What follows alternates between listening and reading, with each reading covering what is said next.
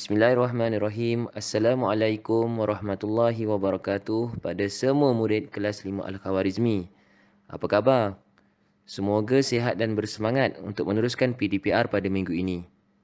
Kali ini, kita nak belajar pelajaran Jawi pula. Tajuknya COVID-19. Objektif pembelajaran kita untuk hari ini, pertama, membaca teks dengan betul. Kedua, membina dan menulis teks berdasarkan tema dengan betul. Ustaz nak semua niat belajar kerana Allah dan usaha yang terbaik untuk mencapai objektif tersebut.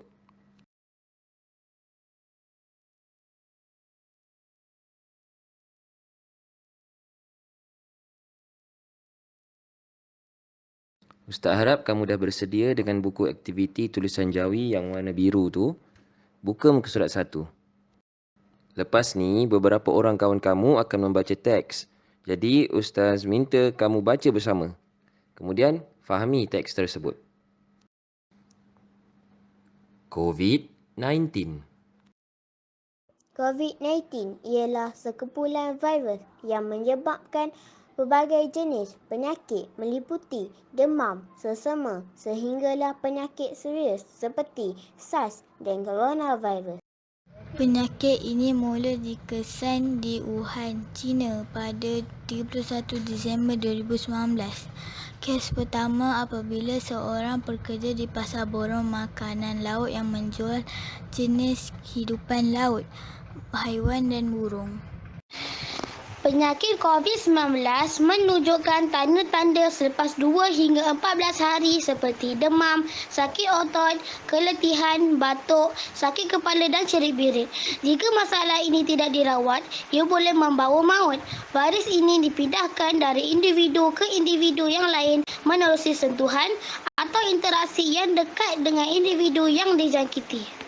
Penyakit COVID-19 menunjukkan tanda-tanda selepas 2 hingga 14 hari seperti demam, sakit otot, keletihan, batuk, sakit kepala dan cerit-berit. Jika masalah ini tidak dirawat, ia boleh membawa maut. Virus ini dipindahkan dari individu ke individu yang lain menerusi sentuhan atau interaksi yang dekat dengan individu yang dijangkiti. Virus ini telah membunuh beratus ribu individu di seluruh dunia. Di negara kita, kes pertama dilaporkan di Sungai Buloh, Selangor yang dibawa masuk oleh pelancong dari negara China. Pihak kerajaan telah mengambil langkah penguatkuasaan bagi membendung penyakit ini dengan mengarahkan Perintah Kawalan Pergerakan yang dikuatkuasakan di seluruh negara mulai 16 Mac 2020 bagi menghalang penularan virus ini.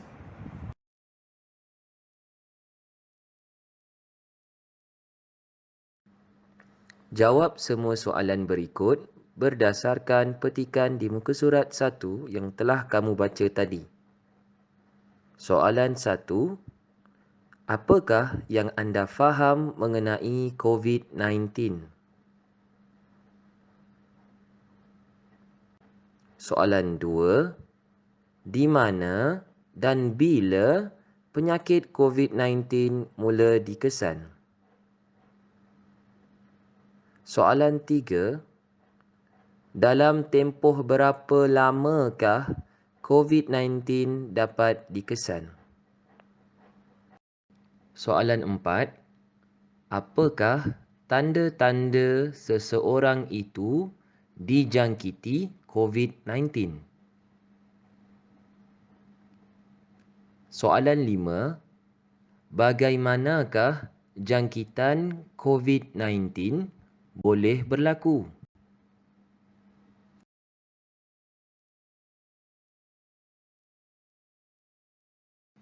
Pandemik COVID-19 merupakan suatu ujian daripada Allah Subhanahu Wa Taala.